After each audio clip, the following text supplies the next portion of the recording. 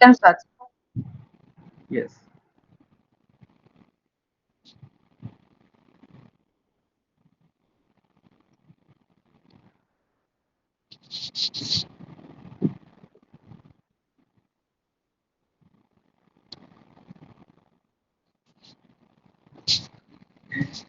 चलिए,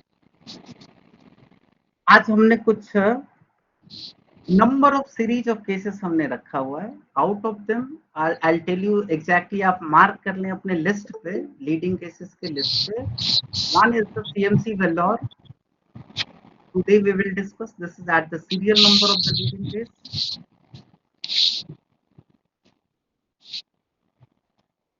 ये हैं आपके CMC Vellore. Another is, today what we will discuss, this is the DK Basu.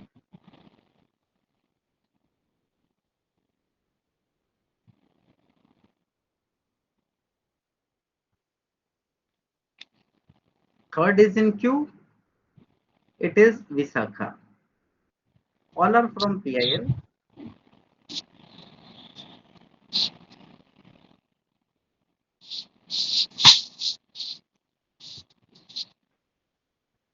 Fourth is, this is the common cause PIL. इसको 24 को मैं अभी हटा रहा हूँ. I am not taking this 24 today. Today I am taking this particular Selvi, which is at serial number 26 in the PIL. Fourth, I am taking extension of this particular Selvi, that is a Constitution Bench judgment in 18, common cause, a registered society.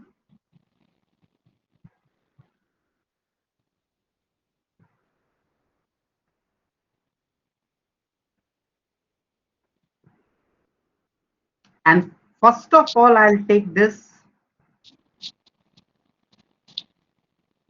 state of West Bengal, which is at serial number 25.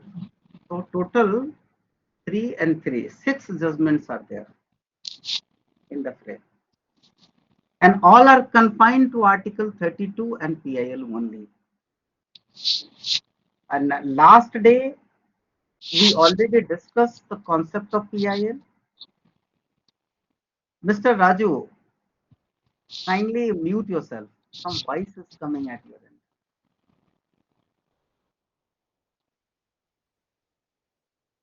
Okay. Done. So, yesterday we had discussed regarding Article 32, fundamental rights, and the concept of PIL through a judgment is called Balwant Singh Chaufal. Today I am not going to invoke that particular judgment in our list. But first of all, I would like to discuss regarding this judgment which is in the our leading cases, 86 leading cases at the serial number 25. That is called West State of West Bengal and others versus the Committee for Protection of Democratic Rights West Bengal, which was the civil appeal number such and such, and the date of judgment is 17th 2010. It is a 2010 judgment, and it is a constitution bench judgment. The KG Balakrishnan, then and there CJI, RV Ravindran, DK Jain, P Sadasivam, and JM Panchal. And the judgment is written by DK Jain.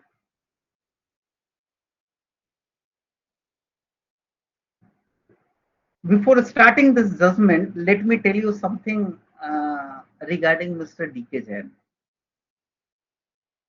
और जिस समय मतलब 2012 में जब मैं इस court में आया था, तो I usually use to sit into this court जहां डीके जैन हुआ करते थे, और मुझे बड़ा अच्छा लगता था उनकी क्वेरीज. और उनकी एक बहुत ही प्यारी सी आदत थी कि वो इंटरेक्शन मतलब क्वेश्चंस बहुत ज्यादा पुट अप करते थे ड्यूरिंग कोर्ट प्रोसीडिंग्स. और उनके क्वेश्चंस मुझे बड़े अच्छे लगते थे और अपील करता था, और वो क्वेश्चंस ही आज मुझे सीखने को मिलता है। और स्पेसिफिकली मैं एक दो कोर्ट का नाम लेता हूँ जहां पर इस तरीके के क्वेश्चंस बहुत ही ज्यादा आते हैं आज के डेट में भी। उसमें से एक कोर्ट है आपके जस्टिस दीपांकर दत्ता का, और इवन दो एक जेके महेश्वरी सर का कोर्ट है। आप इस कोर्ट में जाएं तो आपको बहुत सारे सवाल ऐसे आएंगे जो आपको लगेगा कि मुझे इस पॉइंट पे तैयार रहना चाहिए। हाउएवर एक मिक्स रिएक्शन है, ये कोर्ट अच्छा है बुरा है उसमें मत जाइएगा। सीधा सीधा कोर्ट में जाकर के बैठिए और उनके क्वेरीज को समझने का कोशिश कीजिए, और इससे बेस्ट लर्निंग प्रोसेस नहीं मिलेगा। लाइफ एंड परफेक्ट बहुत कुछ। और मेरा ये एडवाइस है आप लोगों के साथ, please take a pen and paper so that कि कुछ जरूरत पड़े तो आप नोट डाउन करें। ये एडिशनल एडवाइस है, but now I will enter into the particular part because हमने इसी चीज से शुरुआत की थी, सीखा है उसी तरीके से, और मैं चाहता हूं कि शायद आप लोगों के लिए थोड़ा सा हेल्पफुल हो जाए। तो आप लोग भी एक्सरसाइज करके टेस्ट कर सकते हैं कि क्या करना है। Now this judgment is confined to, आप जरा देखिए, हमने दो तीन चीजें ऑलरेडी कर रखी हैं कि हेड नोट्स को कैसे स्कैन किया जाता है, इस पॉइंट को कैसे लोकेट किया जाता है। आज हम लोग सिर्फ ये करेंगे कि कौन सा पॉइंट कहाँ है और कैसे, and what is the reasoning, है ना। तो उसके लिए थोड़ा सा एक ब्लिंक्स इस जजमेंट के थ्रू एक्सपेरिमेंट करते हैं, which is a fresh, that is the state of West Bengal. आप जरा पहला लाइन देखिए, which is concern to the constitution and this is concerned to the article 32 and 226, read with article 21, meaning thereby यहाँ पर article 32 भी है, 226 भी है एंड 21 भी है।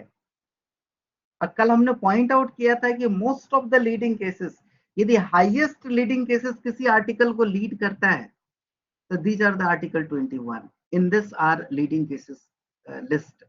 तो उस इसलिए हमने इसको सबसे पहले चुना है, and this is the of course this is the constitution bench judgement.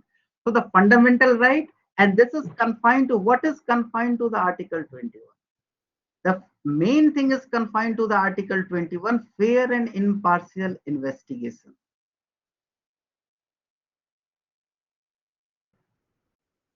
Under judicial review, this is confined to this.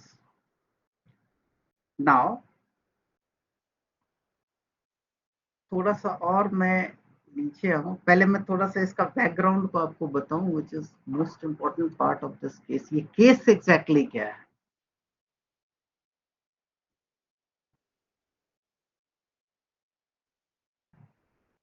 यहाँ पर आप देखें तो कई आर्टिकल्स और है, article 13, 32, 142, 144 and 226, this is also involve. Its nature and scope explain there, उस पर मैं वापस आऊंगा थोड़ा, और मैं केस को समझते हैं पहले, उसके बाद फिर एंट्री करेंगे। एक और आर्टिकल है that is involve here, that is, this is also here the basic structure theory, the principle of constitutionality, and this is again the separation of power, and this is the most important part of this particular judgment, which is called the separation of power, which is imparted with, I mean connected with the basic structure theory, which is also the part of the principle of constitutionality. Principle of constitutionality means what? The ethics of the constitutional interpretation. Now, this judgment is also confined to the Article 245, 246, 7th Schedule, List 1, Entries 2A and 80, List 2, Entry 2, List 3, Article 32 and 226, Legislative Power of Parliament and State Legislature and Judicial Review. What is this? मैंने तो बहुत कुछ बोल दिया है कि 32, 144, 142, 245, 226, ये सब कुछ तो बाउंसर जा रहा होगा। थोड़ा इंटरेक्ट करते हैं। इस केस की कहानी कुछ इस तरीके से है। 245 आर्टिकल 245 246 सोर्स है शेड्यूल 1 7th शेड्यूल का, which is comprising 3 list, list 1, list 2 and list 3। और ये वो लिस्ट है जिसको हम कहते हैं union list, concurrent list and state list. इस लिस्ट में एक सीरीज ऑफ सब्जेक्ट मैटर डाला हुआ है, और किसका कौन सा जुरिडिक्शन, स्टेट का कौन सा जुरिडिक्शन है जहां सिर्फ स्टेट लेजिस्लेट करेगी, स्टेट लेजिस्लेशन का। Central legislation which is the parliament, इनका क्या सब्जेक्ट एंड टॉपिक्स है वो यूनियन लिस्ट में है। और जहां दोनों के ओवरलैपिंग है, नेशनल इंटरेस्ट और लोकल इंटरेस्ट को देखते हुए, वो कंकरेंट लिस्ट। और ये तीनों लिस्ट को कंट्रोल करने के लिए जिसकी जो जेनेसिस एंड सोर्स है, व्हिच इज आर्टिकल 245 एंड 246, जहां स्पेसिफाइड है कि कंफ्लिक्टिंग सिचुएशन में किसको डोमिनेट किया जाएगा, किसके पावर को प्रिविलेज दिया जाएगा, और कहां किसको अपने सेकंड स्टेटस पे रखा जाएगा। Am I clear up to this point और नॉट? और इसी को कहते हैं separation of power. Separation of power एक बहुत ही इंपॉर्टेंट टर्म है, वो कई सेंस में आता है, लेकिन एक पर्टिकुलर सेंस है कि स्टेट और यूनियन के बीच में जो पावर्स हैं वो बिल्कुल सेपरेटेड हैं, विदाउट एनी एम्बिग्विटी। एक का पावर दूसरा एक्सरसाइज नहीं करेगा, दूसरे का पावर पहला एक्सरसाइज। अच्छा, दूसरा पॉइंट ये है कि 3 डिफरेंट विंग है for the administration, executive, legislation and judiciary. अब क्वेश्चन ये है कि ये तीनों भी एक दूसरे के पावर में इंटरफेयर नहीं करेंगे। This is separation of power, separate है। लेजिस्लेशन का काम पार्लियामेंट का है और लेजिस्लेटर का है, स्टेट असेंबली का, they will do their own job. Executives का काम है एग्जीक्यूट करना, they will do their own job. Judiciary का काम है एडजुडिकेट करना, बट तीनों एक दूसरे के काम में इंटरफेयर बिल्कुल नहीं करेंगे।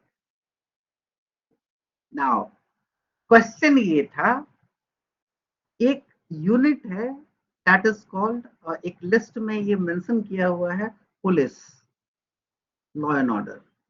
This is the subject matter of state. State list में पुलिस का रोल है और उसका कंट्रोल है स्टेट के पास, और पुलिस को ही सीआरपीसी के तहत इन्वेस्टिगेशन का पावर दिया गया है, क्राइम रजिस्ट्रेशन है। मिस्टर राजू, हमने आपको म्यूट किया था, it is unmuted and again disturbing, please unmute yourself, please don't unmute it. Thank you sir. So that's what the rhythm is being interrupted.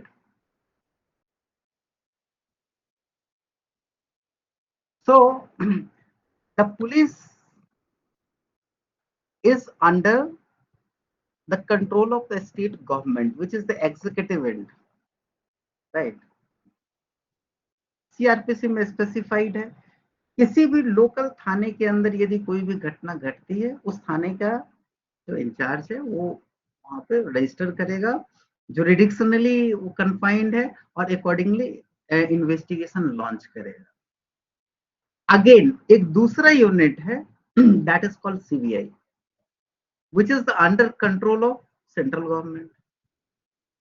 और किसी एक घटना को लेकर के कई बार ये कंफ्लिक्ट चलता है कि ये सीबीआई को ट्रांसफर किया जाए नहीं किया जाए, किया जाए नहीं किया जाए। नाउ तो सिंक्रोनाइजेशन कुछ इस तरीके का है कि स्टेट गवर्नमेंट खुद से रिक्वेस्ट करती है सेंट्रल गवर्नमेंट से कि इसका इन्वेस्टिगेशन ये सीबीआई को ट्रांसफर कर दिया जाए।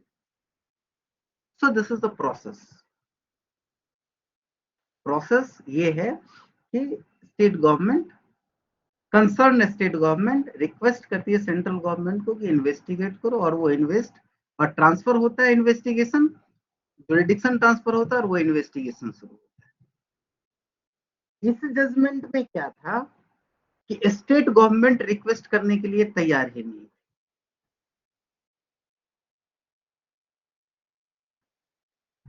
और एंड ऑन रिकॉर्ड ये क्लियर था कि fundamental right of the citizen is being infringed, but not properly addressed by the state government. अब क्वेश्चन ये था, कोर्ट ने ये कहा कि ये तुम दोनों का आपस का मामला है, and I am the protector of the fundamental right, constitutionally empowered to protect them, और तुम लोग आपस में ट्रांसफर खेल रहे हो, ब्लेम गेम खेल रहे हो, कुछ नहीं कर पा रहे हो, और कंसिस्टेंटली फंडामेंटल राइट इन्फ्रिंज हो रहा है। सो अब मैं इंटर करता हूं और तुम्हारा पावर बिना तुम्हारे रिक्वेस्ट के हम दूसरे को ट्रांसफर करते हैं।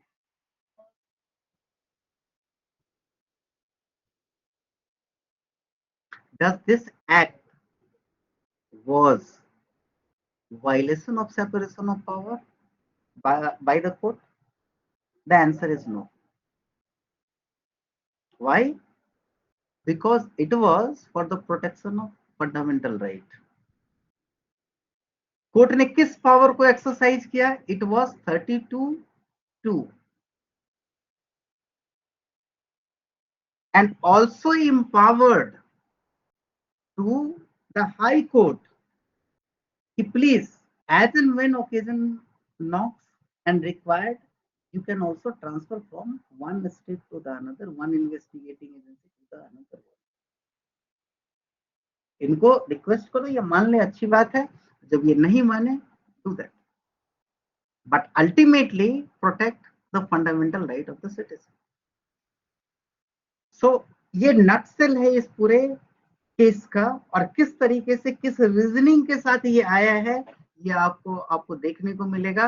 और चूंकि यहाँ पर ये डिस्कशन है सेपरेशन ऑफ पावर, और ये सेपरेशन ऑफ पावर से थोड़ा अलग हट करके एक्शन में आई है court. So for the purpose of compliance of separation of power, और इसका जो बेसिक प्रिंसिपल्स इवॉल्व होकर के आया है वो ये आपको मैं दिखाता हूँ।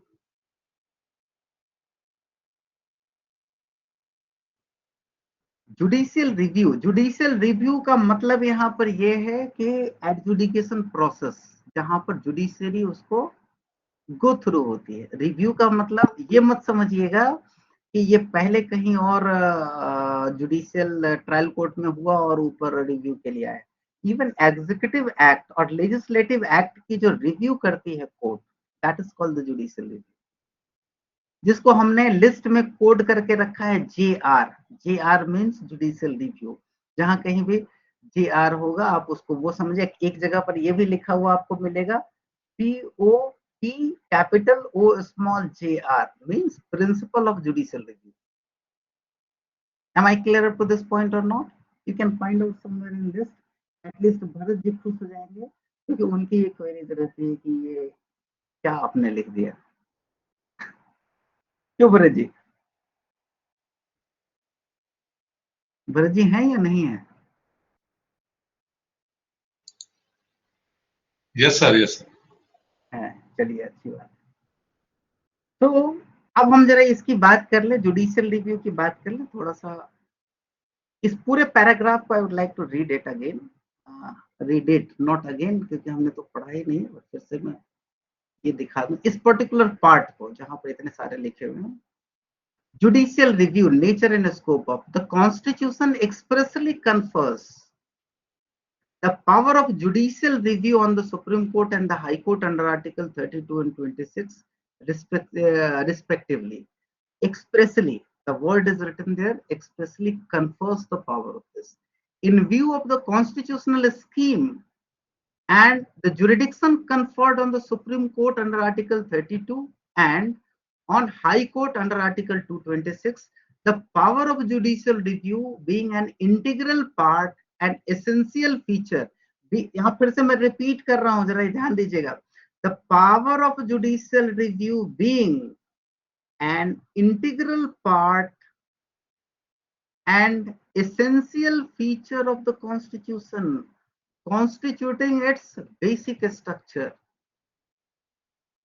No act of parliament can exclude or curtail the power of constitutional court with regard to the enforcement of fundamental right.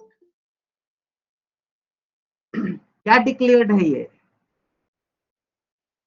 High court की जो पावर है और सुप्रीम कोर्ट की पावर है under article 226 and 32 respectively cannot be excluded or curtailed by any act of parliament. जरा ध्यान से समझिए इसको, बेसिक स्ट्रक्चर का ये हिस्सा है. तो कोई भी पार्लियामेंट का एक्ट कैन नॉट एक्सक्लूड और curtail the power of the constitutional court with regard to enforcement of fundamental right. Beside supremacy of the constitution, separation of power between legislature, executive and judiciary constitutes basic feature of the constitution. This is the separation of power, and this is also one element of basic structure doctrine, which is called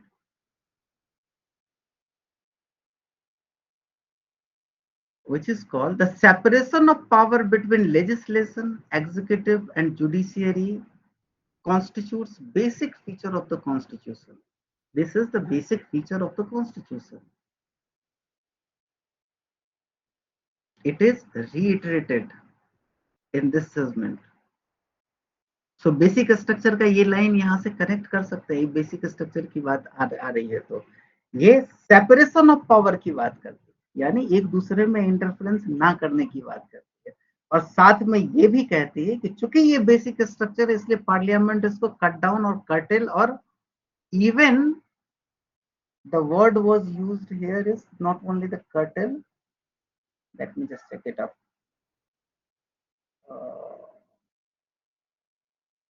Integral part है उसको curtail या override, exclude, sorry, and no act of parliament can exclude or curtail the powers of the constitutional court, which is advocate on record under article, court of record under article 215 as well as 129.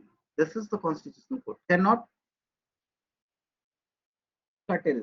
Besides supremacy, the constitution, the separation of power between the legislature, executive and judiciary constitute basic feature of the constitution. Nevertheless, judicial review stands entirely on the different pedestal. Judicial review is the essential for resolving the dispute regarding the limits of constitutional power. So judiciary जो है ना अलग footage पे क्यों है, different pedestal पे क्यों है? क्योंकि जब कभी भी डिस्प्यूट अराइज होता है regarding the limit of constitutional power, किसका पावर क्या है, तो उसको रिजॉल्व जुडिशियरी ही करता है. Judiciary is the essential for resolving the dispute regarding the limit of the constitutional power and entering the constitutional limitation as an ultimate interpreter of the constitution. Sorry. एक काम करते हैं, ये बहुत ही इरिटेट करता है मुझे, थोड़ा सा हाइलाइटर यूज कर लेते हैं. अब अच्छा रहेगा. Now I can put like this, है ना? So judicial review is essential for resolving the dispute regarding the limit of the constitutional power and entering the constitutional limitation as an ultimate interpreter of the constitution. Judiciary के पास है. थोड़ा सा और मैं यदि कहूं control,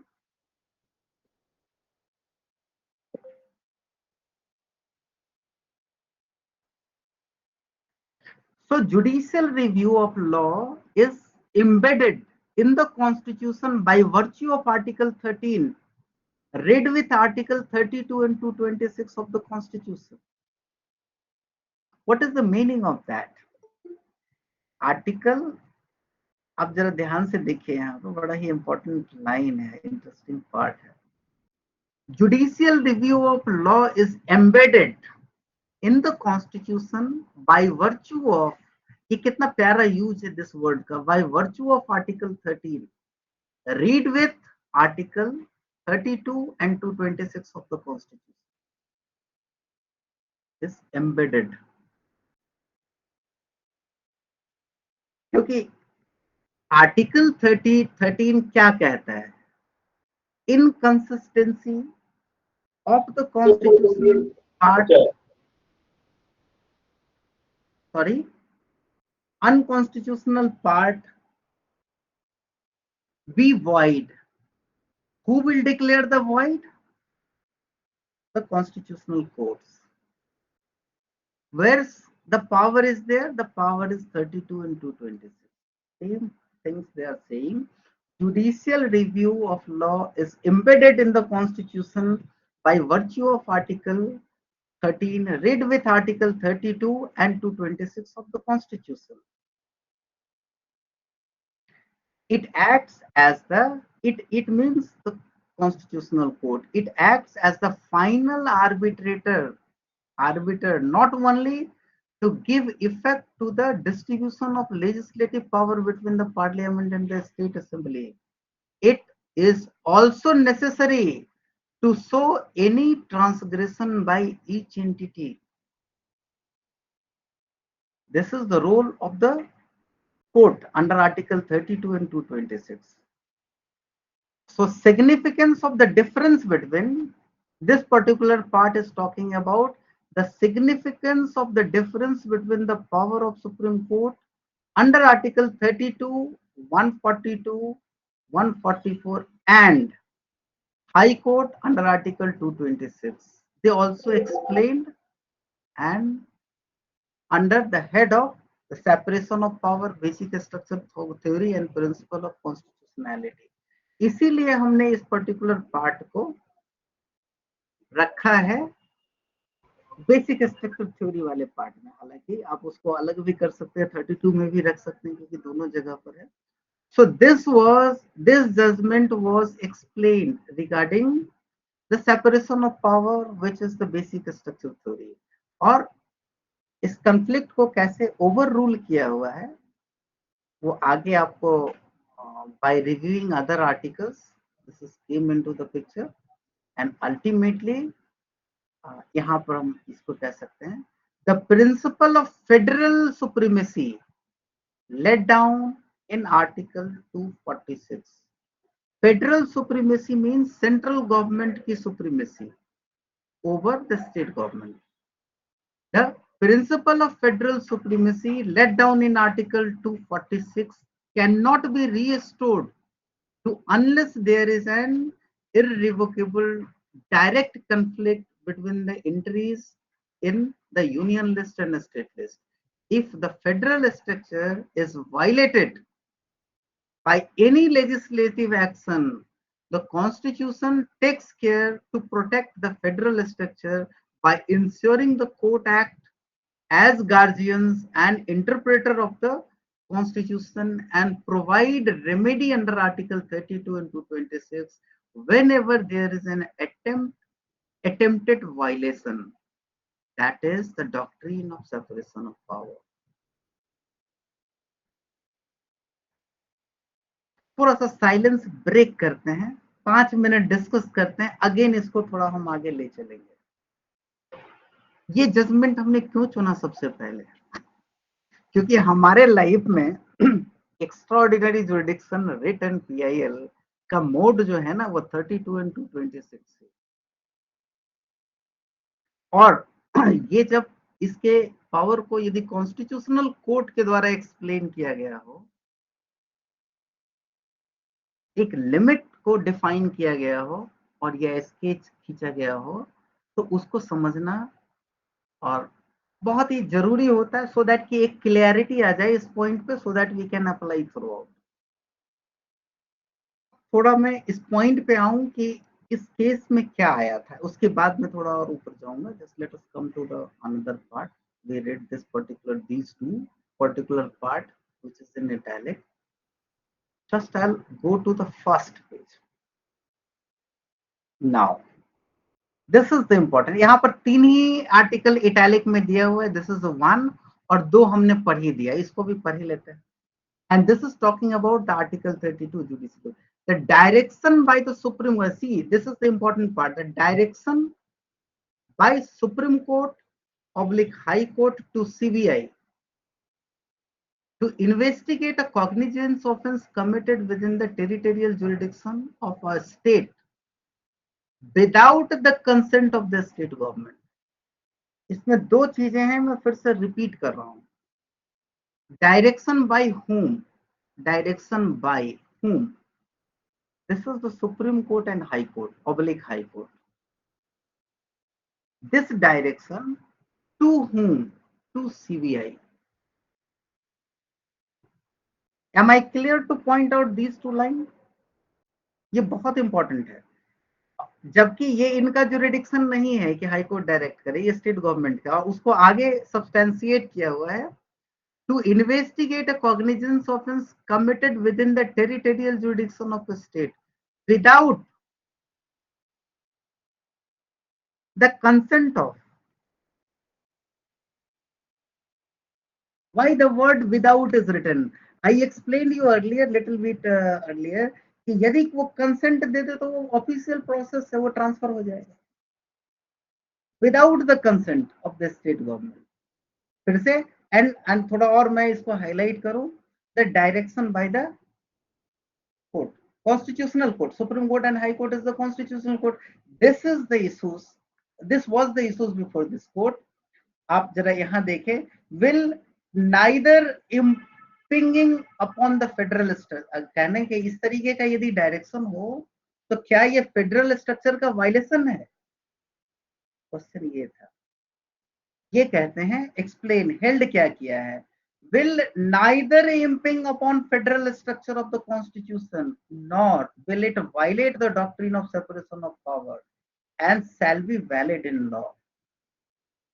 This is the finding.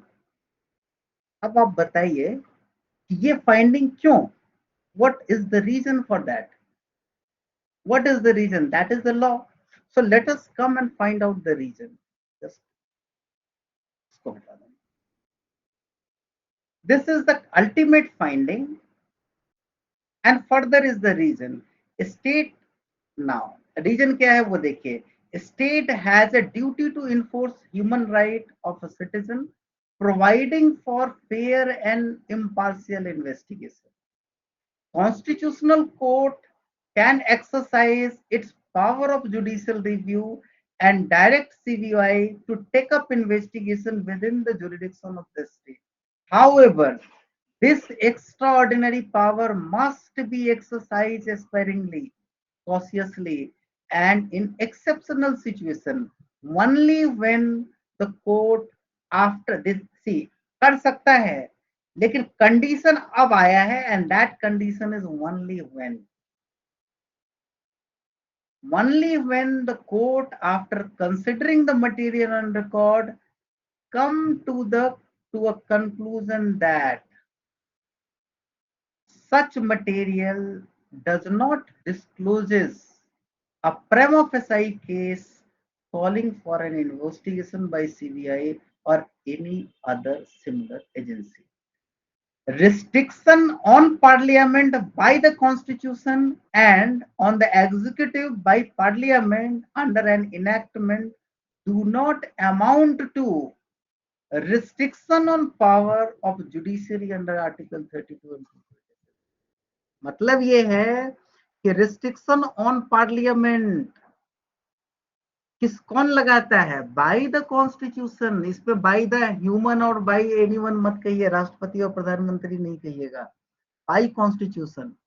And this restriction on the executive by parliament. Executive पे कौन रिस्ट्रिक्शन लगाता है? Parliament under an enactment.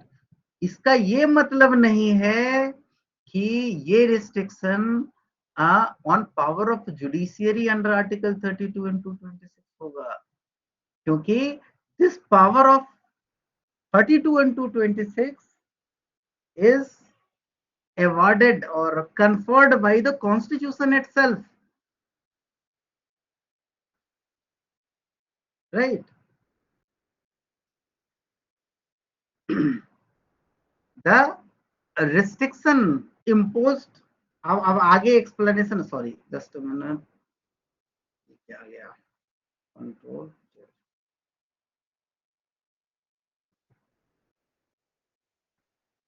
The restriction imposed by Section 6 of the Special Police Act on the powers of the Union cannot be read as restriction on the power of the Constitutional Court.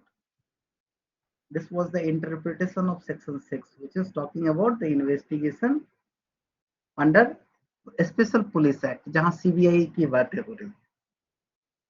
So these three things was confined there, और इसी के बारे में पूरा discussion है. हमने इसके spirit को आपके सामने डिस्कस किया. एक तो एक साइड पे ये डिस्कस करता है कि इन्वेस्टिगेशन कर सकता है, क्यों कर सकता है, उसके रीजंस आपको एनमरेट करने हैं, और दूसरे लाइन पे ये कहता है कि एक्सप्लेन करता है कि what is the basic structure doctrine, and third line पे ये डिस्कस करता है what is the separation of power. So ये तीन point, doctrine of separation of power, as well as the first one, integral part of the constitutional basic structure. This is the basic structure for theory, and first is they can transfer to protect the fundamental right. ये तीन चीज इस judgement को तीन segment में आप बांट सकते हैं, और वही चीज आप आगे यहां पर आप देखिए, आपको ये पता चलेगा. In the instant appeal and writ petition, the questions referred for consideration to the Constitution bench was whether, ये लाइन को आप इस केस की शुरुआत को ले सकते हैं, whether the High Court in the exercise of jurisdiction under Article 226 of the Constitution of India could direct the CBI established under the Special Police Act this to investigate a cognizable offence which is alleged to have taken place within the territorial jurisdiction of the state without the consent of the state government. The answer is well narrated in first paragraph itself, that is here.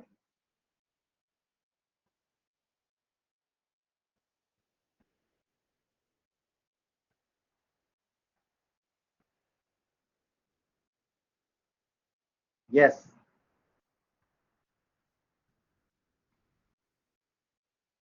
And the question itself is,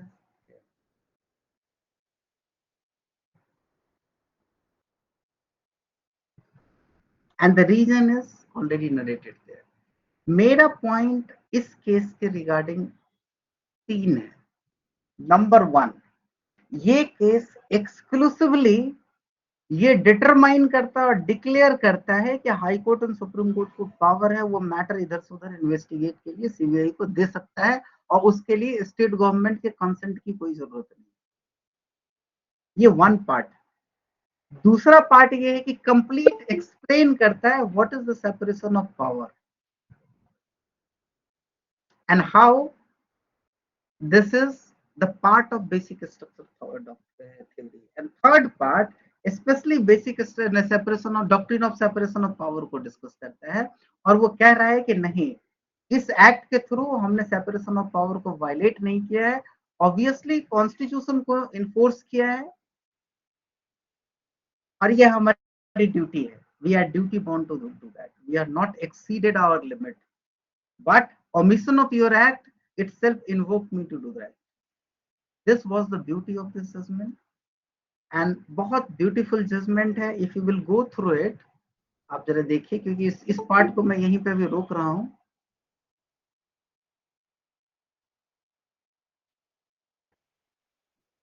आप जरा देखिए, ये article 21 से start करता है एक paragraph. So 1.1 is confined to the particular part. आप locate कीजिए कि 1.1 किस लिए है.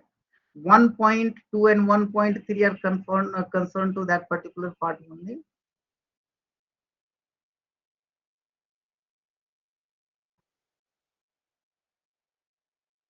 लंबा है थोड़ा, 1.8 1.9 तक गया हुआ है, but 0.1 is confined to that particular part only.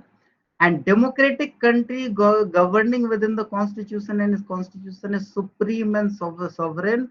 All organ of the state, including the Supreme Court and the High Court, derives their authority and jurisdiction and power from the constitution and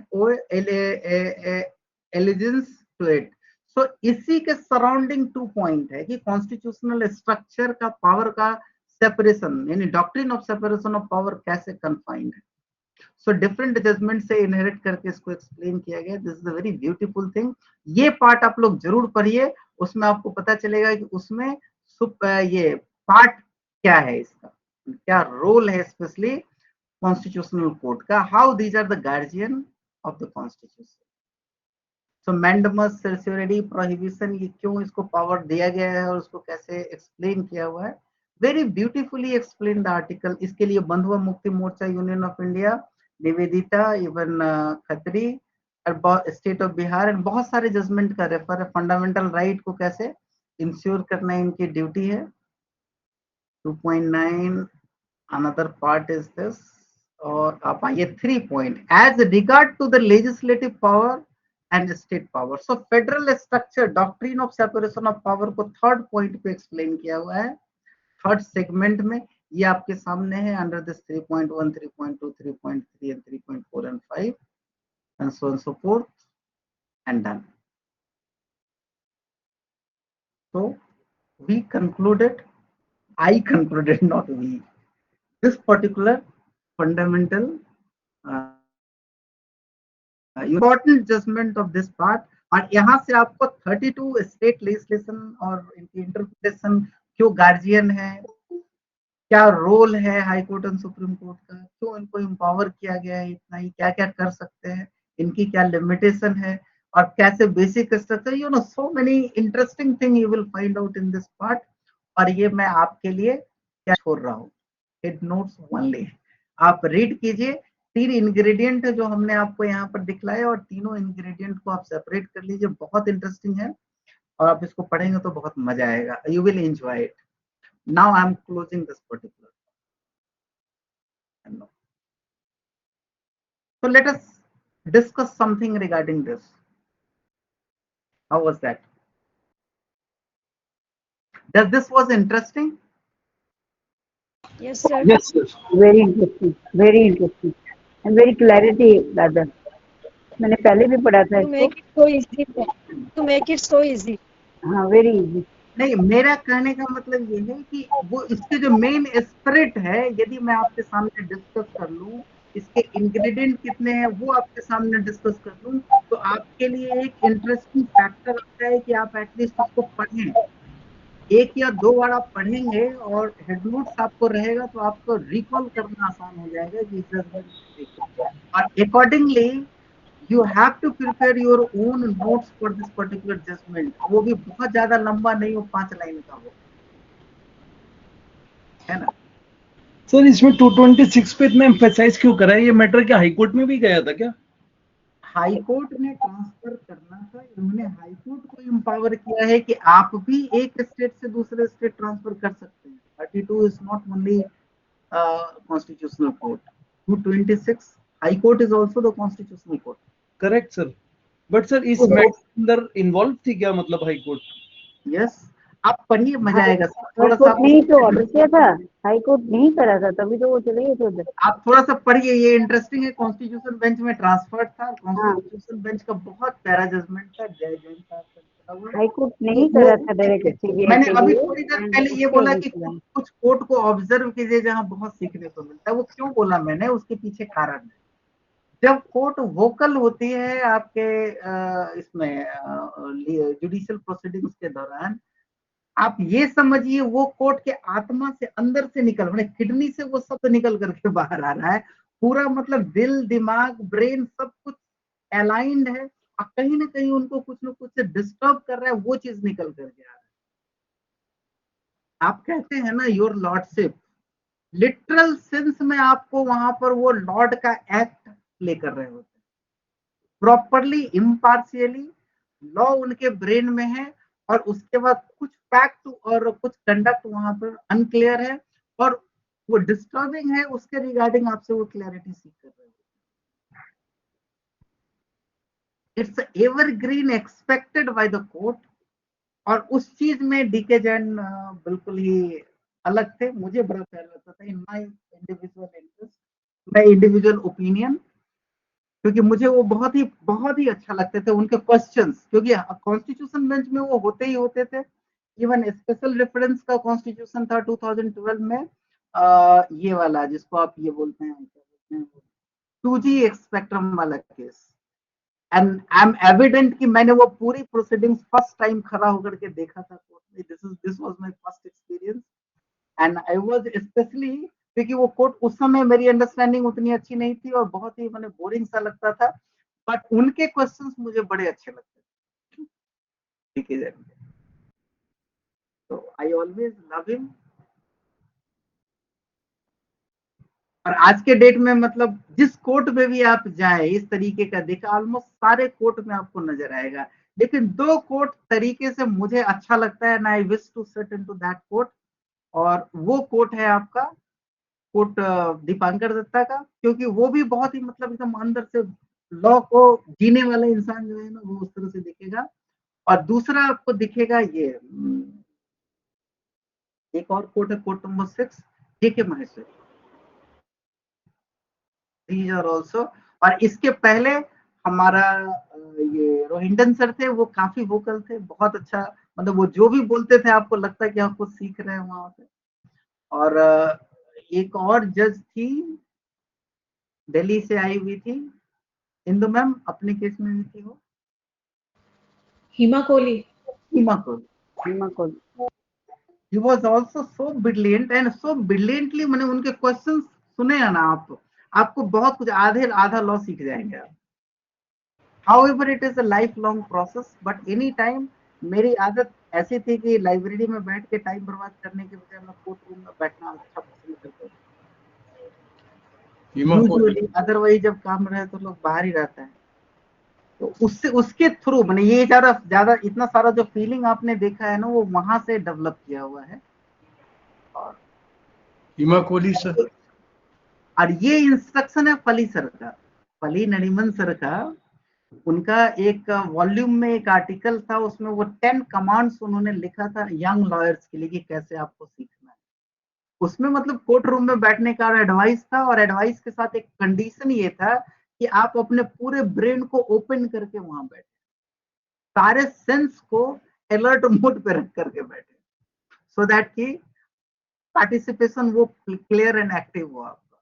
I'll share that article also with you people, because these are the source of learning.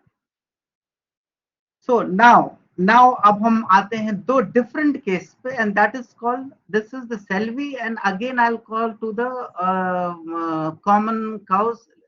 Selvi is at our serial number 26, and common cows is at serial number 44. ये दोनों को मैं इसलिए ले रहा हूं क्योंकि दोनों के बीच इंटरकनेक्शन है। एक कनेक्शन ये है, ये सेल्वी की बात यदि करें थोड़ा सा लंबा है, बट बहुत ज्यादा मैं नहीं जाना चाहूंगा।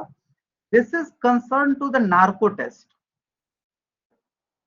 ये जो होता है ना, एक नार्को टेस्ट करा लेते हैं, which is concern to the evidence. और नार्को टेस्ट के तहत जो भी बोला जाता है, तो उसमें वो कहते हैं कि चलो भाई इसने एक्सेप्ट कर लिया, अपने गुनाह को मान लिया, confession sort of thing. 161 statement, इसकी लीगल वैल्यूज क्या है,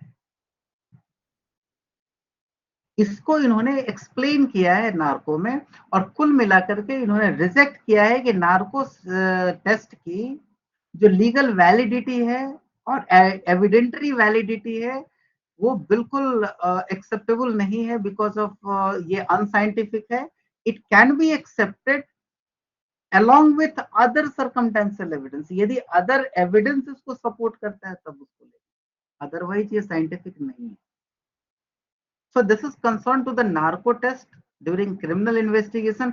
एक लाइन में रीड आउट करता हूं, मैं आपको बताऊं। सबसे पहले यहां पर आप देख लीजिए, this is concern to section 161(2) of the CrPC, use of, यहां लिखा हुआ है that is called the use of, मैं थोड़ा हाईलाइटर ही यूज करूं सो दैट ये इजी हो, use of certain scientific techniques, that is narco analysis, polygraph examination, and brain electrical activation profile test. Involuntary is the important.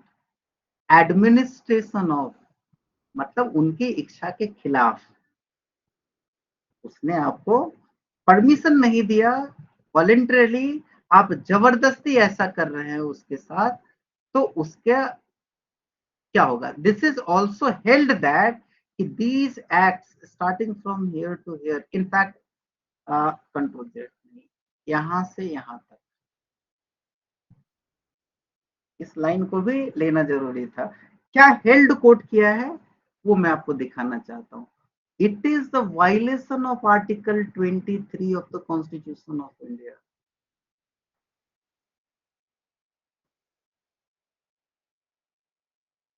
Got my point? What I want to point out.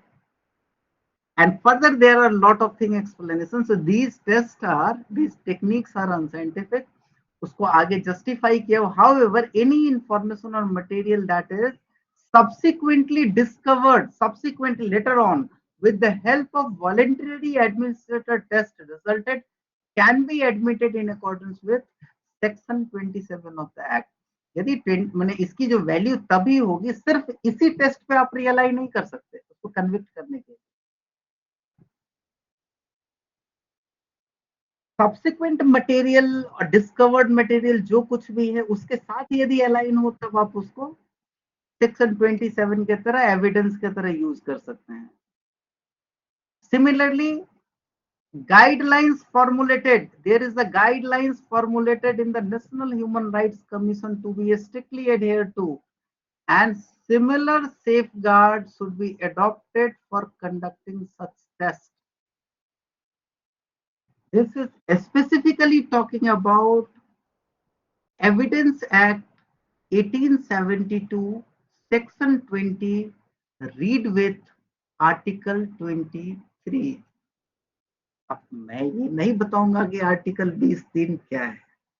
This is curiosity for you to open the constitution and find out. One cannot be compelled to become witness for himself. That is ये part है। अब आप देखिए, पढ़िए, थोड़ा समझिए। But एक और पार्ट यहाँ पर मैं ये कर दूं कि क्रिमिनल इन्वेस्टिगेशन में इसका क्या रोल है। Video recordings of narco analysis interviewers, leakage to media by the investigating agency, a worrisome practice, since public distribution of these recordings can expose the subject to under social stigma and specific risk, may even encourages vigilantism in addition to the media trial. तो उसके different consequence है। ये सारा उसकी जो video recording है उसको नहीं किया जा सकता। और कॉन्स्टिट्यूशन पे कोर्ट कहती है right against self incrimination, polygraph examination and brain electrical activation profile test, results obtain from this test should be termed as personal testimony since they are a means of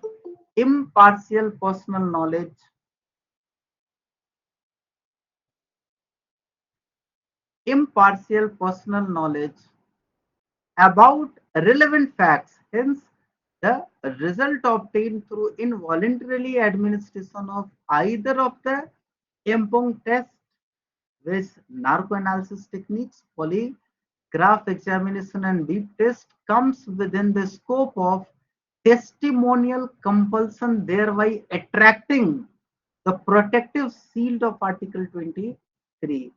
This is the right of accused.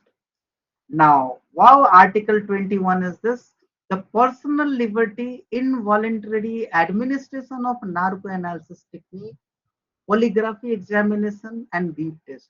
Question was whether a reasonable restriction on personal liberty, दो term यहां पर है और वो term मैं आपको दिखाना चाहता हूं। First is the reasonable restriction and second is the personal liberty.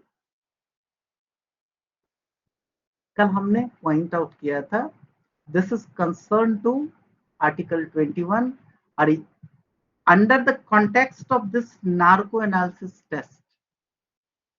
involuntary administration of narcoanalysis technique, polygraphic examination and whip test. Is this concern to the personal liberty? उनकी liberty के against जा रहे हैं, whether it is a reasonable restriction on personal liberty held. No person should be forcibly subjected to any of the above said techniques, whether in the context of investigation in criminal cases or otherwise. Doing so would amount to unwarranted intrusion into personal liberty.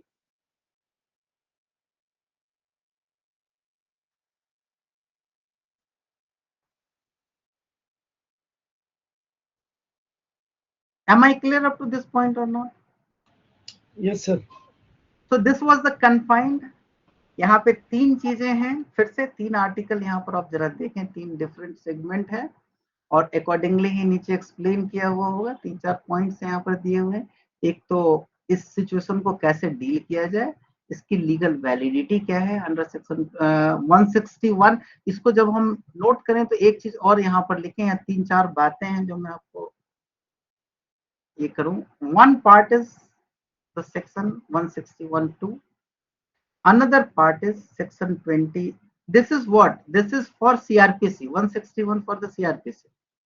And this is section 27 of Evidence Act and article 23 of Constitution.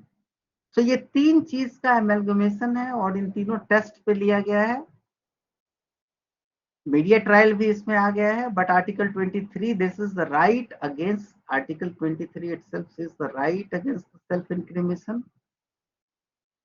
And again come to personal testimony and article 20, this is the another thing, is the article 20 was concerned to the personal liberty. ये सारी चीजें को इस case में discuss किया गया है। बाकी सारी बातें मैं आपके लिए छोड़ता हूं। Does this sufficient to stop this part as here in this part, in this case only? Yes, sir. Yes, sir. Sufficient, sir. Yes, yes, Yes, sir. it is sufficient, sir. No problem. Because सिर्फ italic पे मैं जा रहा हूँ, उसके अलावा इसी का एक्सटेंशन थोड़ा सा, एक्सटेंशन इन डिफरेंट मैनर है, थोड़ा मैं उस चीज को एक्सप्लेन करना चाहता हूँ। और ये एक अलग ही केस है जो कि कॉन्स्टिट्यूशन बेंच के द्वारा दिया गया फैसला है 2018 में। ये पहले नहीं था, बाद में ऐड हुआ है और मैं इसको एक्सटेंशन मानता हूँ because of certain reason. This is again came through the constitution bench. आप जरा देखिए constitution of India article 21, this is called passive euthanasia, and even though the right to die with the dignity, I'm sorry,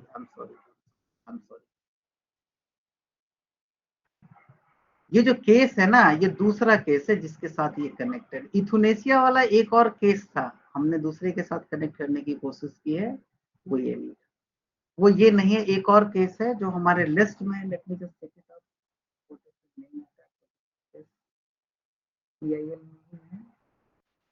Common cause.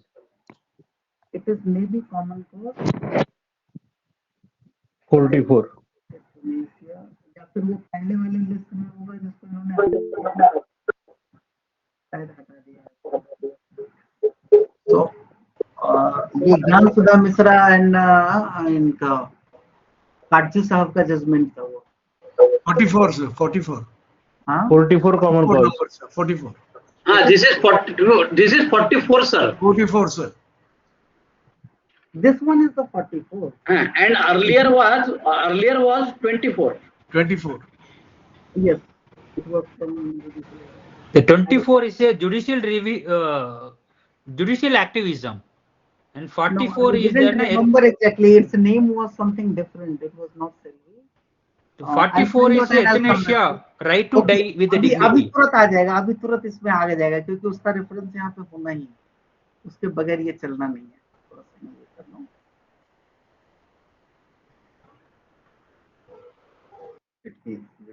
हाँ, सो इसमें इन्होंने क्या किया, इसका जो एक्सटेंशन ये था पैसिव यूथनेसिया जो है ना, this is the different thing.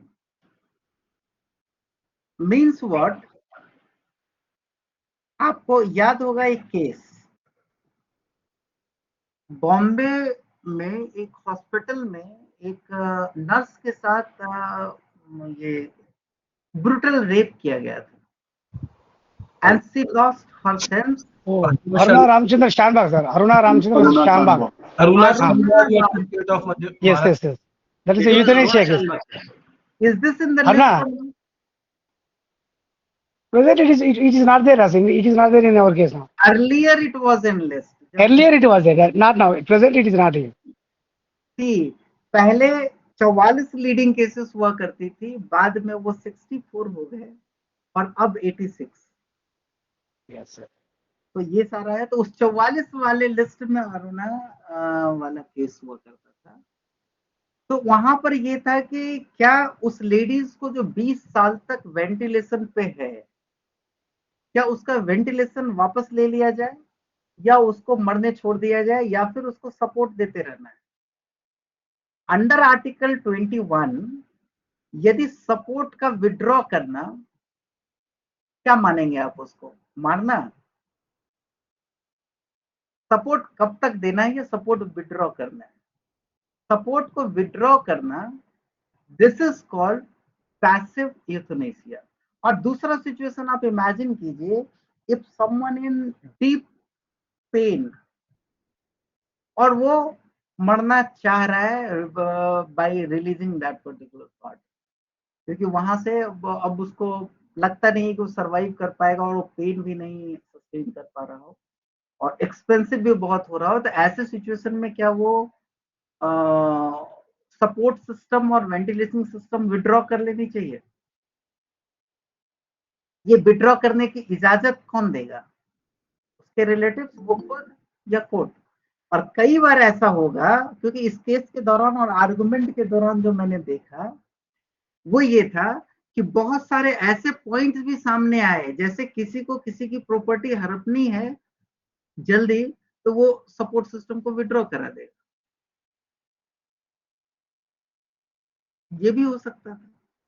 सो बहुत सारे प्रोस एंड कॉन्स के बाद ये चीज इवॉल्व होकर के आया आर्टिकल 21 के तहत कि right to die with dignity under passive euthanasia. मतलब किस कंडीशन में आप सपोर्ट सिस्टम विड्रॉ कर सकते हैं और कैसे विड्रॉ कर सकते हैं, और उसके लिए आपको कोर्ट का परमिशन लेना पड़ेगा. And by the permission of court you can do that. Just I want to read this certain paragraph of this particular judgment.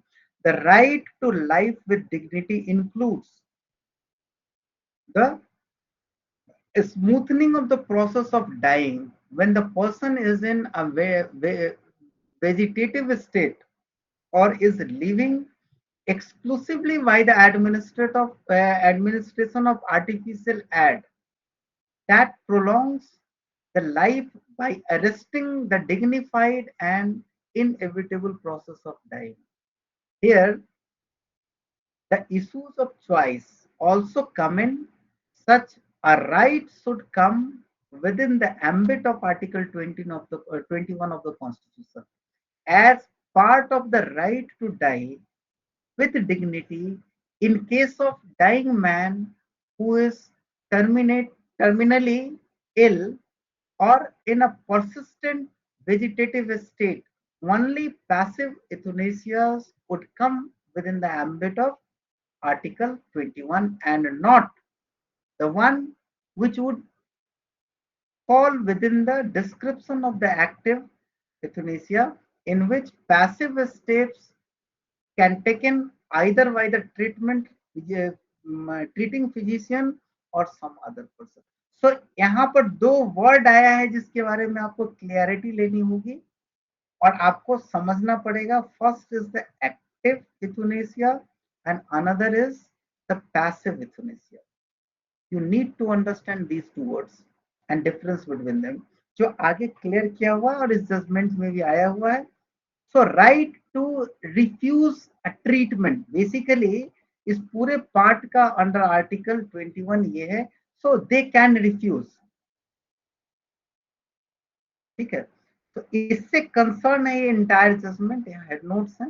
इस पर मैं अभी कुछ नहीं करूंगा, मैं आपको ये बोलता हूँ कि आप इसको पढ़ें, समझें और उसके बाद आगे हम लोग डिस्कस करेंगे। Sir sorry for interruption. हाँ प्लीज। सर कॉमन कॉज में तो स्पेसिफिकली लिविंग विल के बारे में भी तो डील किया गया था ना? इसमें बहुत कुछ डिस्कस है सर, इसकी जो क्लैरिटी है ना, बहुत सारे पॉइंट्स हैं यहाँ पर, आप जरा देखिए। Okay. So this is the not only the passive euthanasia, even the right to refuse the treatment. मैं आपको एक सेकंड में जरा हाइलाइटर यूज कर लूं so that I can point it out. First part आप जरा यहाँ देखिए, आप जब भी जजमेंट को देखें ना, एक चीज को नहीं देखें, थोड़ा सा कई चीज उसके साथ ऐड करें। This is the passive euthanasia and read with the right to die with the dignity. So इस पर्टिकुलर पार्ट में इस चीज को डिफाइन किया है। थोड़ा और आगे चले और इसको एक्सप्लेन किया हुआ है, थोड़ा और आगे चले। So this is again the another terms came into this particular part, article right to refuse treatment. This is also there, but there is a certain condition. जैसे मैं थोड़ा सा इसको जो रीड करूं तब आप समझेंगे। A patient terminally ill or in persistent vegetative state, what does it mean? कि वो जो इस स्थिति में है कि बिना सपोर्ट के वो जिंदा नहीं रह पा रहा है। Exercising the right to refuse treatment may adherently wish to live, but at the same time he may wish to be free from any medical surgery, drugs or treatment or any kind so as to avoid protracted physical suffering. So वो उसको dignity word वहां पर use किया हुआ, so they can refuse it. आगे आप देखिए, ये सारे चीज को रिफ्यूज करते हैं, वो नेचुरल डेथ को इनवाइट करे, देयर ओन चॉइस है, दे कैन डू दैट। थोड़ा और मैं एक सेकंड और नीचे आऊं। Yes,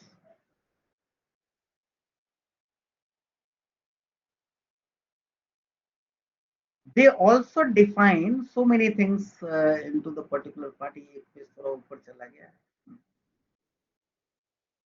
Another part is this. Under Article 21, this is also a term, right to life. So what is this right to life?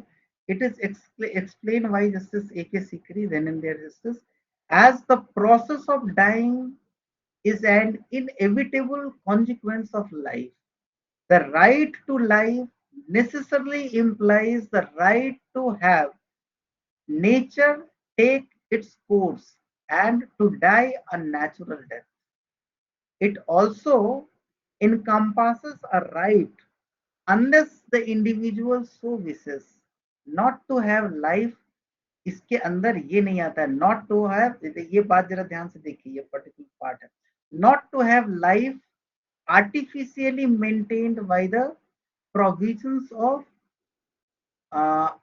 nourishment by abnormal artificial means which have no curative effect and which are intended merely to prolong life. So this part, second part, is beyond that article, beyond that right to life. उससे बाहर है।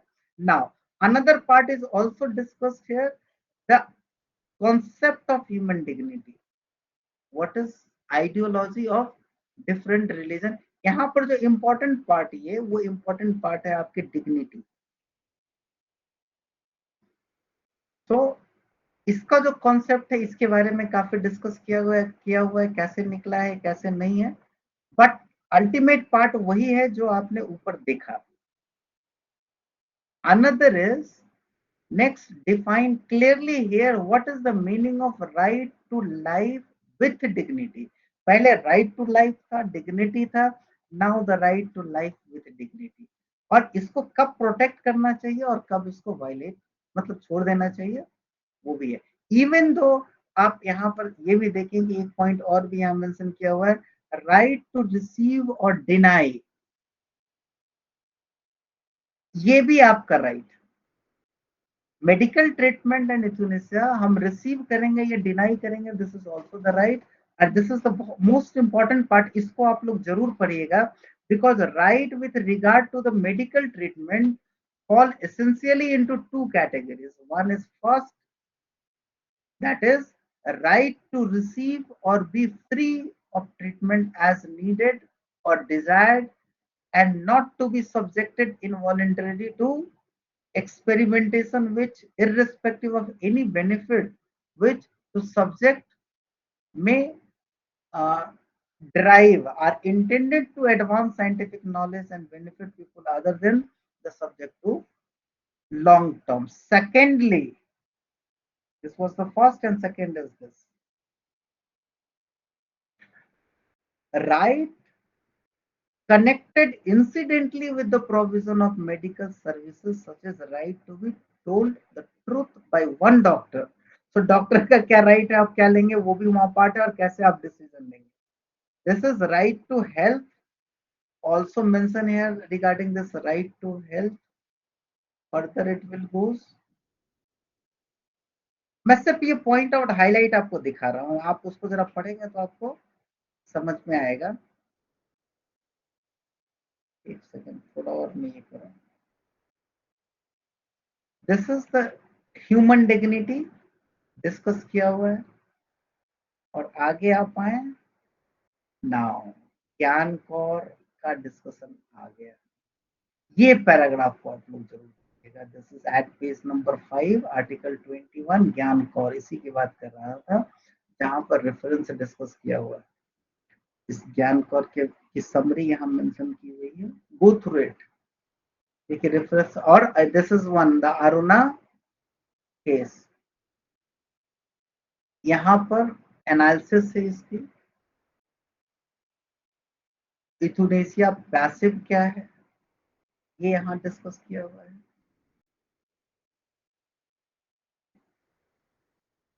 You know 5 to 6 pages में आपको सब कुछ मिल जाएगा. और ultimately यहाँ पर इथुनेसिया, इसका मतलब intention to cause death, and this is also written the distinction between active and passive.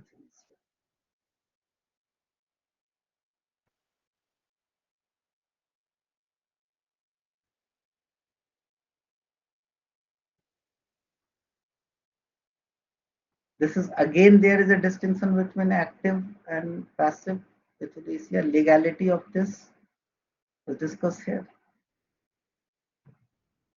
and with example of all these things. And इतना ही है. euthanasia active and India के अंदर इसकी legality.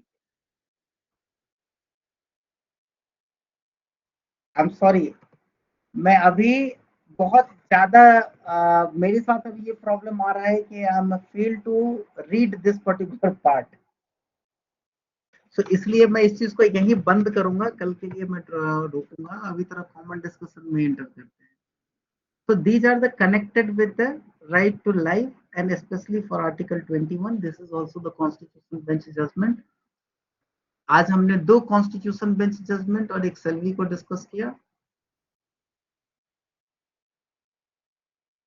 सेल्वी जो नार्को टेस्ट से related था.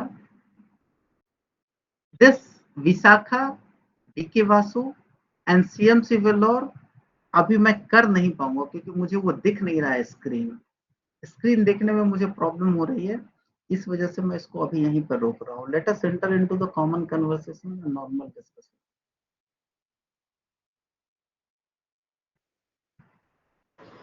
Sir, please take care of yourself as well. नहीं, कभी कभी ऐसा होता है कि ज्यादा स्ट्रेन एंड फोकस की वजह से ना वो एकदम से पूरा धुंधला दिखने लगता है. सो फॉर दिस प्रोसेस मुझे भी रोकना पड़ेगा. एक्चुअली हमने डिस्कस किया, और आज तीन केसेस हमने डिस्कस किया, एंड आई गेस कि एक दिन के लिए 3 केसेस काफी है सर. लेकिन wait for 10 minutes sir, it will give you some rest. नहीं, what do you want to suggest? After 10 minutes, I'll come back to again on the screen. I wanted to mention one thing, sir. It happens due to dryness of eyes. Exactly. So you may try refresh tears. Maybe it will be helping you, sir. Certainly. Sorry, Thank you very much for your yes. advice, but I was joking. Just a minute.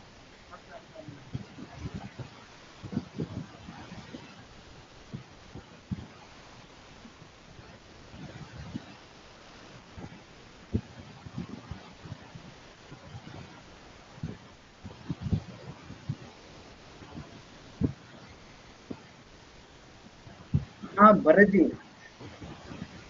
Sir yes, कैसा लगा आज के discussion के बारे में थोड़ा बताइए आप, आपका ओपिनियन जानना जरूरी है। डिस्कशन बहुत एनलाइटन रहा सर, और कनेक्टिविटी थी आपस में इनकी, तो इसलिए भी अच्छा लगा। पक्का? Yes sir, yes sir. हाँ सर, हाँ मैं सर। इटैलिक से आगे गया ही नहीं हूँ, मैंने कंटेंट आप लोगों के लिए छोड़ रखा है। Now this is your duty to discuss the thing. ये इससे अंडरस्टैंडिंग क्लियर हो जाती है सर कि क्या इसमें बेसिकली उसका क्रक्स क्या है, वो बेसिकली क्लियर हो जाता। That is important thing. वो आपने जो वहाँ येलो करके दिखाया, तो उससे समझता है कि उसका क्रक्स क्या है वो केस का। That is most important thing. Sir मैं ये चाहता हूँ कि कोई जरूरी नहीं है कि हम लोग 86 केसेस यहाँ पे डिस्कस कर लें, बट इतना जरूर एम्पावर कर दें कि कोई भी जजमेंट पे आप लोग उंगली रखें तो आधे घंटे के अंदर आपको समझ में आ जाए कि कहाँ फोकस करना और कैसे। Yes sir. This is nothing but demonstration of capturing, you know, मतलब आप लोगों को शायद लगता होगा, लेकिन मैं एक रियलिटी बतलाता हूँ कि ये सारे जजमेंट जो है ना, थोड़ी देर पहले मैंने अपने मशीन पे डाउनलोड किए हैं, just within half an hour to start this thing, आधे घंटे पहले। और उसके बाद हमने सोचा कि नहीं, अब इसको डिस्कशन शुरू करते हैं, सो दैट कि एक कंप्लीट फील आए कि मैं कैसे कैप्चर कर रहा हूँ, कि इसका सेंट्रल पार्ट क्या। पहले का पढ़ा हुआ तो कुछ याद आ रही है, ठीक है, बट पॉइंट को कैसे कैप्चर करना है वो मैं हाईलाइट करने की कोशिश इसीलिए कर रहा हूँ कि आप लोगों को वो क्लियरली समझ में आ जाए, सो दैट कि यदि कुछ छूटे या फिर कुछ एडिशनल आप लोग करना चाहें, जिनका लीडिंग केसेस ही है, वो क्या करेंगे, वो कंसिस्टेंटली इसके ऊपर लगे रहें। और हमारे लिए तो बाकी 3 पेपर भी हैं, तो उनको स्पेशल फोकस देना हो तो वो आराम से। लेकिन एडवाइस ये है कि पूरा का पूरा हेड नोट्स आप पढ़ें, 1, 2, 3 बार लिखे चाहे ना लिखें, कम से कम उसको ठंडे दिमाग से पढ़ें जरूर, सो दैट कि उसके कोर को आप समझ लें, उसके स्ट्रक्चर और पोजीशन को आप समझ लें कि कौन चीज कहाँ है, नहीं है, कि इनफैक्ट एग्जामिनेशन में जब जरूरत पड़े तो हेल्प लेकर के भी निकला जाए। अदरवाइज जब पूरा पढ़ा हुआ रहेगा 1-2 बार, तो निश्चित रूप से आपको कुछ कांटेक्ट और कंसल्ट करने की जरूरत नहीं। अब जैसे देखिए, वेस्ट बंगाल के बारे में हमने अभी जो डिस्कस किया, 3 डिफरेंट पॉइंट अपने आप में एक इंटरेस्टिंग था, मजेदार था। और even though what we discussed into the another one which is called the LV narco test and all, and third this is the common and the constitution bench था। ये सारी चीजें हैं, आर्टिकल 21 से ही कन्फाइन है, कैसे कनेक्टेड है वो भी समझने को मिलेगा। एक अच्छा एक्सपीरियंस एंड एक्सपोजर होगा, और लेकिन ये कंप्लीट तब होगा जब आप खुद इसको 1-2 बार पढ़ें। पढ़ना पड़ेगा। तो आज यही 3 तक छोड़ते हैं आपको, क्योंकि अगले दिन से मैं 5 जरूर करने वाला हूँ, 5 से कम तो मैं करने नहीं जा रहा हूँ। Might be possible it will go on to 10. So वो भी मेरे ब्रेन में आइडिया है, बट स्टिल 3 और 5 के बीच में आराम से डिस्कस होता है और ढंग से डिस्कस होता है। कुछ सिलेक्टेड है, न्यूली एडेड है, उन सारे को हम करना चाहते हैं और उसको हम करेंगे। और बतलाइए कुछ नया एक्सपीरियंस, और आप लोग कुछ कहना चाहते हैं?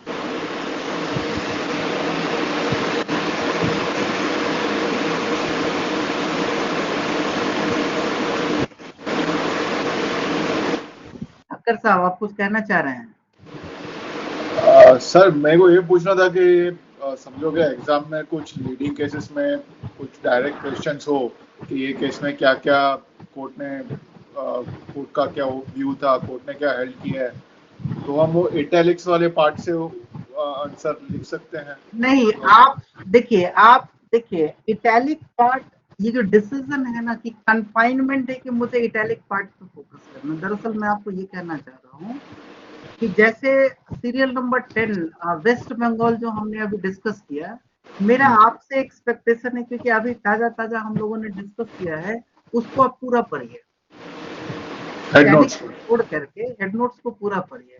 हाँ वन को आप पूरा पढ़िए, क्योंकि 3 कंपार्टमेंट ऑलरेडी डेवलप मैंने किया है। हाँ तीनों कंपार्टमेंट को सब कंपार्टमेंटलाइज करके 1.1 1.2 करके दिया हुआ है ना, तो हाँ सबको पढ़िए। और उसमें जो इम्पोर्टेंट है, एक बार एक रिदम देखिए, जितना आप क्वांटिफाई करेंगे ना, जितना छोटा छोटा स्टेप में लेंगे, उतना आपके लिए आसान होगा उसको याद रखना और आगे परस्यू करना। और उसके बाद जैसे ही आप कंक्लूड करेंगे उस केस को, निश्चित रूप से आप यकीन मानिए कि उस जजमेंट के बारे में कोई कहीं से किसी भी कॉर्नर से बोलेगा ना, आपको स्ट्राइक कर जाएगा कि ये वहां पे उस पोजीशन उस कंडीशन में आपको हेड नोट्स का हेल्प लेना है या इटैलिक का हेल्प लेना है या बिल्कुल भी हेल्प नहीं लेना है, वो भी कंडीशन आपके सामने आएगा।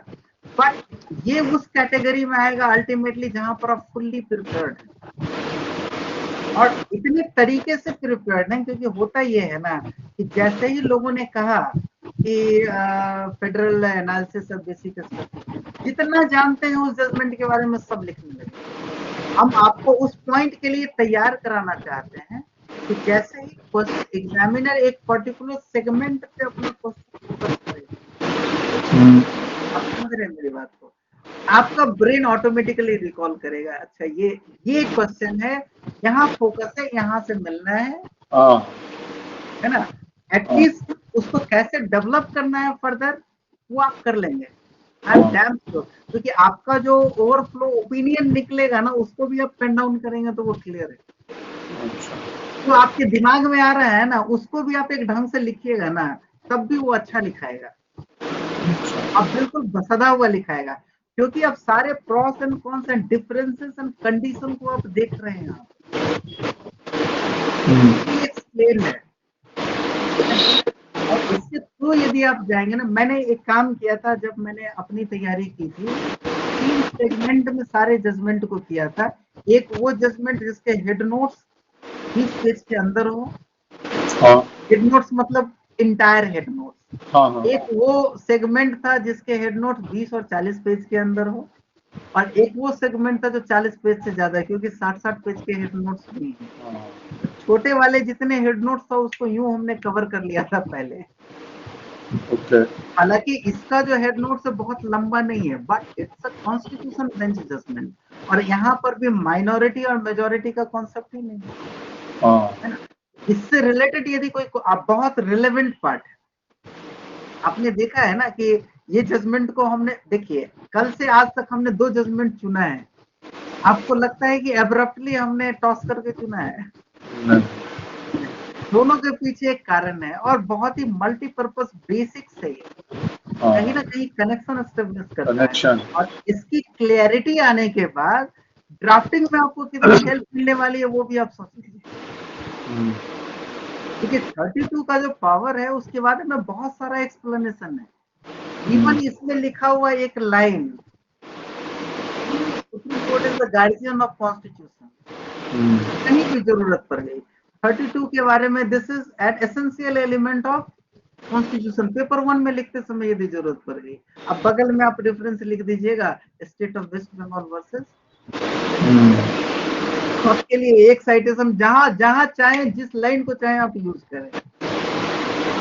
कंडीशन इज दिस कि हर एक लाइन पे आप फोकस, मतलब पॉइंट पे, जैसे 1 2 3 कंपार्टमेंट हमने दिया बोगी, तो हर बोगी में सीट भी तो है, लोअर वर्ग, साइड वर्ग, मेन वर्ग, तो उसमें क्या है आप जरा उसको भी रिकॉग्नाइज कर लीजिए।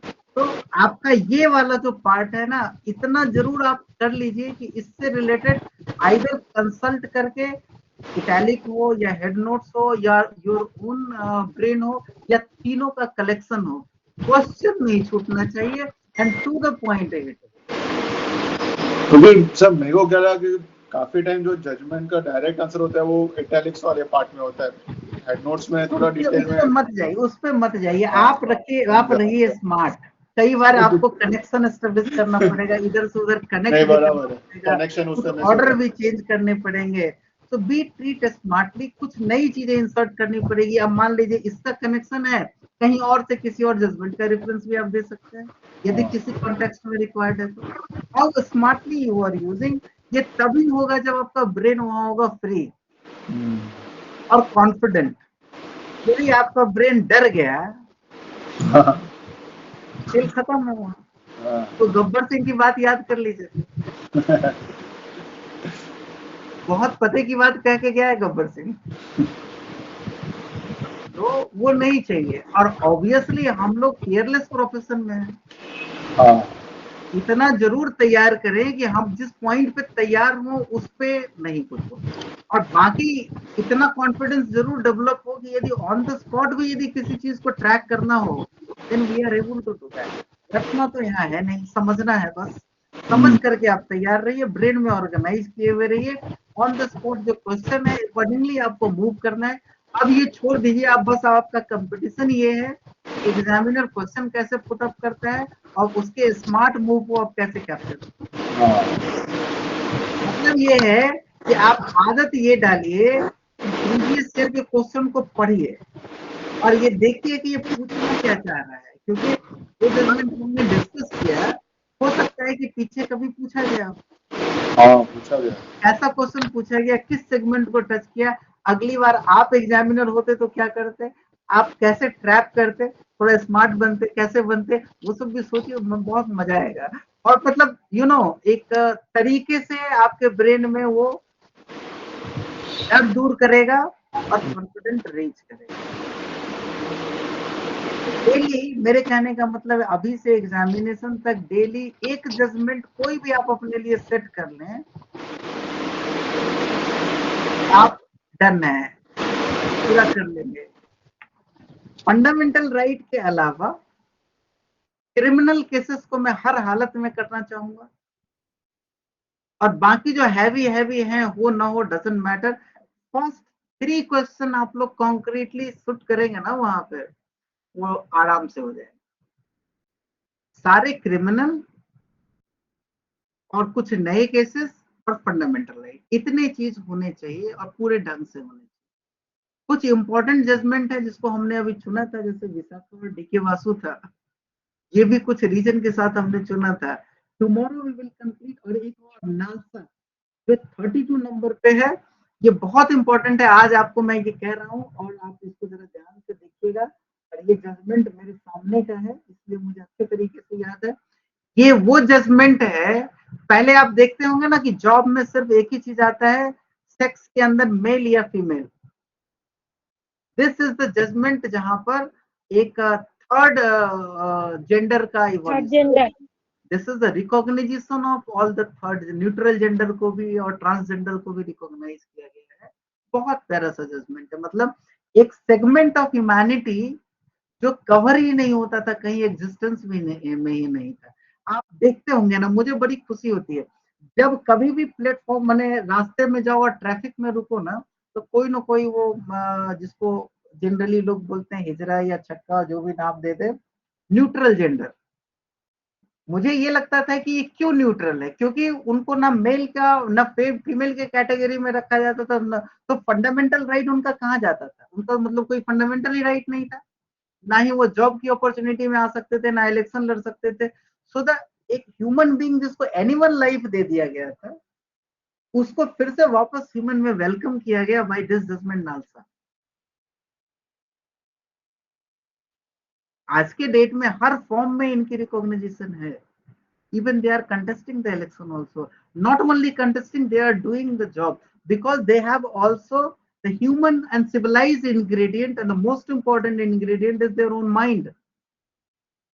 और उसको वो अप्लाई कर रहे हैं, isn't it? Recognized as the third gender. Sir?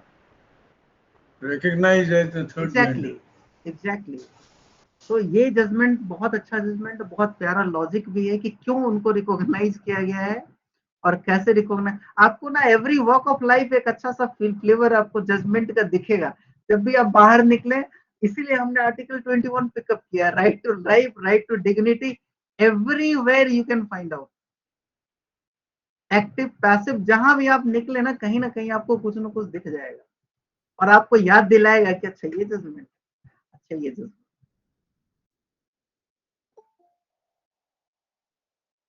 Sir I guess कि I sufficiently clear your doubts and I answer properly.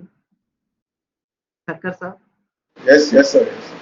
तो एक जगह कन्फाइन मत रहिए, अपने आप में आप लीड लीजिए। आप अब मेरे लीड से बाहर निकलिए, आप अपना लीड लीजिए और अपने ब्रेन को कन्विंस कीजिए और ट्रेन कीजिए और खुद से एकदम ऐसा फ्लाई लगाइए कि सामने वाला एकदम लगे कि हाँ अच्छा कर रहा है।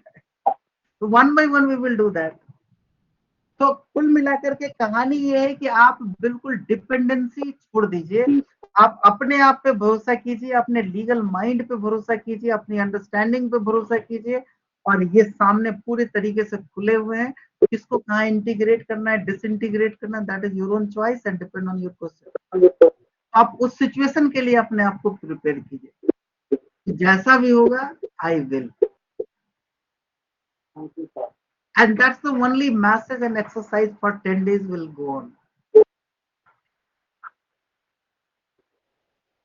You know, ये पेपर अच्छों का कॉन्फिडेंस को हिला दिया है। 86 के नाम से ही अच्छे हिल पड़ते हैं। नहीं सर, ये जो टेकिंग ये मैंने ना ये लास्ट अटेम्प्ट में मेरा वैसा ही हुआ था जब ट्रू और फॉल्स थे, तो काफी सारे केसेस पढ़े भी नहीं थे, तो इंस्टेंटली जब भी बुक में से देख के आंसर लिखे थे उसके। कितने मार्क्स आए थे? 61.5। देखिए अभी यही चीज 61 में 25 मार्क्स और ऐड हो जाए।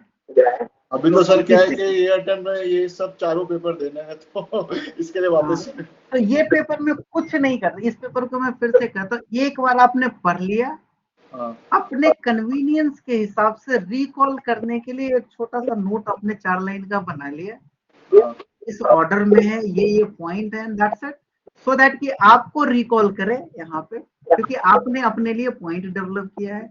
And leave it, rest it would happen into the exam. एक दिन का गैप होता है, उस समय आप अपने पॉइंट्स को देखें और उसको सामने रखें और मैच कराएं, रिकॉल हो गया। अदरवाइज कुछ याद करने का जो बॉर्डर है ना वो नहीं रहता। मैंने मार्क करके रखे हुए हैं जजमेंट्स, तो you can help, take help on that point of time. So ultimately मैं यही कहता हूँ कि how to take help in the examination by the head notes, it is a different art.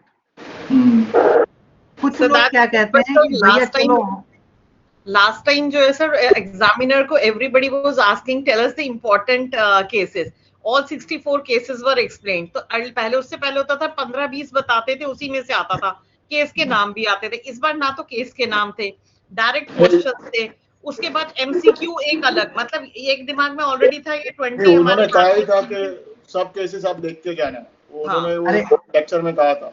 Thakkar साहब, उनके इस बात को हम लोग अक्षरशः मान रहे हैं, उनके सारे उनके इस कहे बात को हम एटलीस्ट इटैलिक पार्ट से तो पूरा पक्का करेंगे।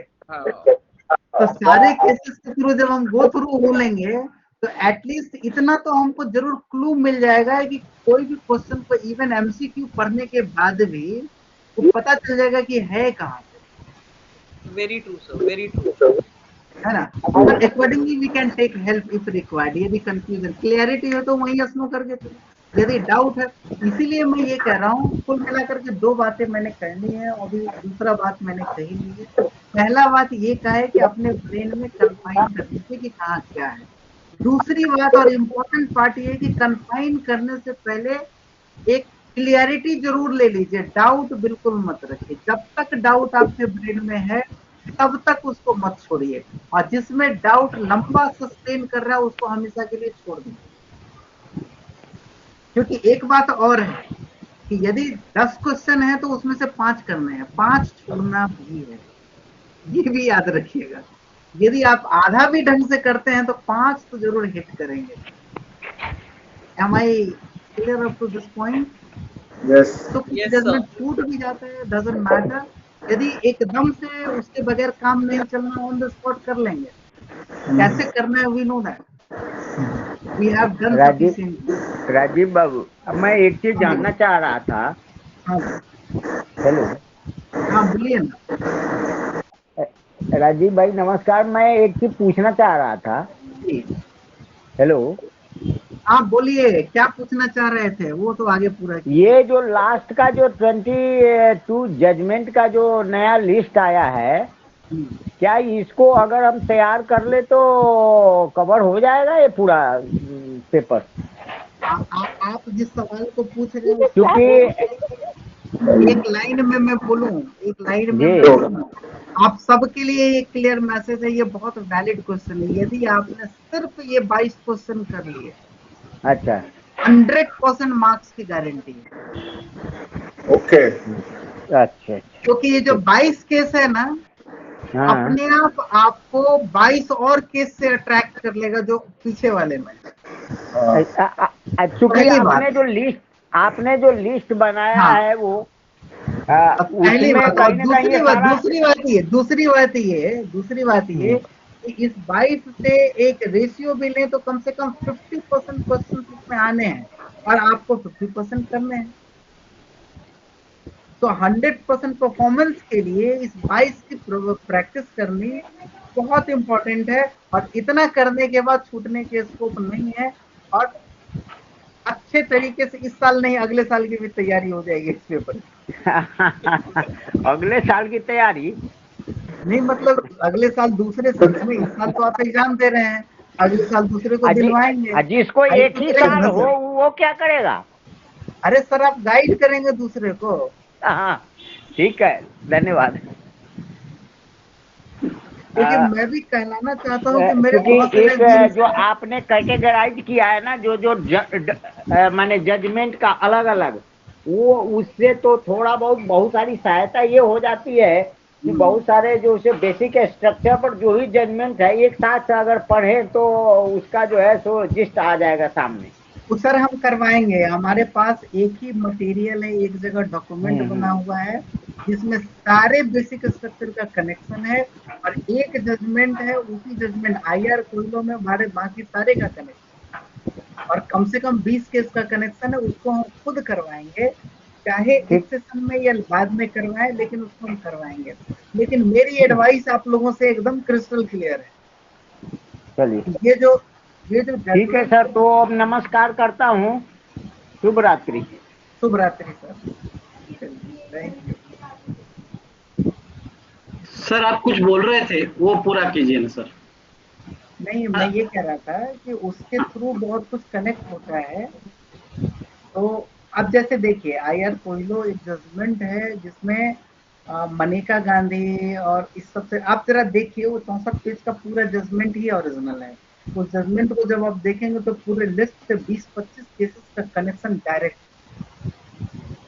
तो एक जजमेंट को पूरा पढ़ करके आप इतना सारा कुछ समझ जाएंगे। Yes sir. तो ये एक पार्ट है। और कहा ये जाता है, अब जैसे मान लीजिए नार्को टेस्ट की बात हमने कही, नार्को टेस्ट से रिलेटेड जितने भी जजमेंट हैं, लेटेस्ट जजमेंट जब आप उठाएंगे ना, उसके पहले जितने जजमेंट आए हैं सबका डिस्कशन उसमें मिल जाता है। तो किसी टॉपिक से रिलेटेड लास्ट जजमेंट आप पिक कर, इवन ट्राइब्यूनलाइजेशन में आप लास्ट जजमेंट उठा लीजिए, उसके पहले जितने जजमेंट है सब कुछ उसमें डिस्कशन। क्या ठाकर साहब? यस, नहीं सर, सर बराबर आपने पूरा ये क्या, क्योंकि उसमें पूरा इसका डिस्कशन रहता है। हाँ, तो किसी भी टॉपिक से रिलेटेड यदि आपको समझना हो ना, लास्ट टॉपिक, भले ही वो एक सेगमेंट को टच कर रहा होता है, लेकिन डिस्कशन वो पूरा करता है। इस टेक्निक को भी हम लोग अडॉप्ट कर सकते हैं to understand the entire thing, क्योंकि 5-10 का कलेक्शन हो एक जगह लेकर के जा रहे हैं। व्हाट यू से इज करेक्ट सर। और इवन पुट्टा स्वामी का एक जजमेंट पढ़ो तो उसके पहले का सारा कुछ समझ में आएगा। But anyway, how it would be connected, that I will explain. लेकिन मैं ये कहना चाहूंगा, जो कॉम्प्लिकेटेड है, जिसके साथ 10-12 केसेस का कनेक्शन है, उसको लास्ट में टच कीजिएगा, क्योंकि 1-2 एक्सपेक्ट यदि छूट गया तो नंबर बड़ा कम मिलते हैं। मैं विक्टिम हूँ, मुझे बड़ा डर लगता है। लेकिन जो एक क्वेश्चन, एक जजमेंट सेंट्रिक यदि कोई क्वेश्चन है, बड़े आराम से कीजिए, कॉम्प्लेक्सिटी भी नहीं है, ईज भी है, अंडरस्टैंडिंग रिफ्लेक्ट करने का मौका मिलेगा। इसमें बहुत कुछ चाहे वो कीजिए ये कीजिए, दोनों को जब इक्वल मार्क्स मिलता है तो कौन चुनना चाहिए?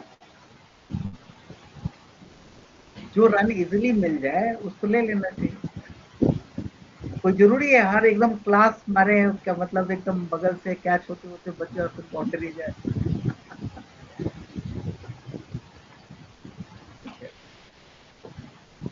So we are at the end today. Tomorrow we will meet again and discuss it again. पहले कुछ सेलेक्टिव कर लेते हैं, देन मैंने इस लिस्ट को जो लिस्ट हमने रिलीज किया है उसको रेसिप्लिकेट करेंगे। 10 सेशन तक तो जरूर लीडिंग केस को करेंगे, बट यदि ये इतना नहीं होता तो थोड़ा कम भी करेंगे, rest we will do letter.